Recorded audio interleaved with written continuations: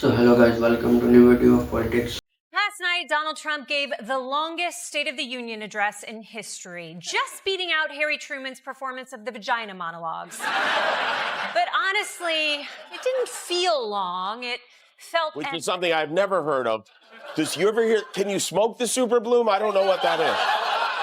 But put that back up because hopefully President Trump's going to like it. I think he will. It's got the orange of his skin, the yellow of his hair, and the purple of his hand bruises. So Hollywood, President Trump was hard at work on the golf course this weekend. We are now on week 3 of the war Trump claimed we won an hour after he started it. Operation Abstino Distracto has now cost American taxpayers more than $16 billion, and more importantly, the lives of 13 U.S. service members. Trump is desperate to convince anybody who'll listen that this had to be done, we had to attack, and that leaders who encourage violent acts against peaceful protesters are evil. And if you are enjoying this kind of breakdown, make sure you subscribe to the channel. Let's not focus on length, let's focus on girth, by which I mean the content of the speech. Mr. President, what is your message on the state of our union?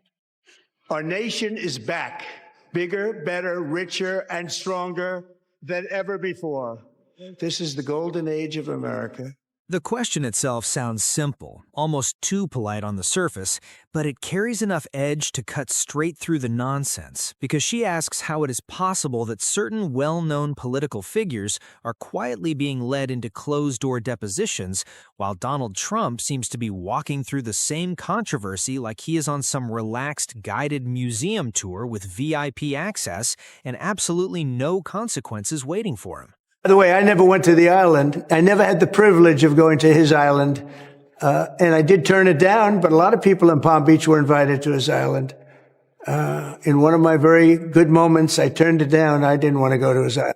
It was in Memphis yesterday. He took a VIP tour of Graceland while he was there. He invaded Graceland, and then Yelvis hosted a roundtable to catch us up on his efforts to crack down on crime, including the most heinous crime of all, putting your ballots in a mailbox. You know, brought to my attention today that we're the only country that does mail-in voting. Mail-in voting means mail-in cheating. I call it mail-in cheating. That's right. He prefers... This might be one of the most political movements I have seen, and SNL absolutely destroyed it. So Trump gives this super long State of the Union speech like record-breaking long and somehow calls it a golden age. But here is where it gets wild. At some time there is all this controversy going on, Epstein files, questions, investigations, and instead of clear answers, everything is just blared out.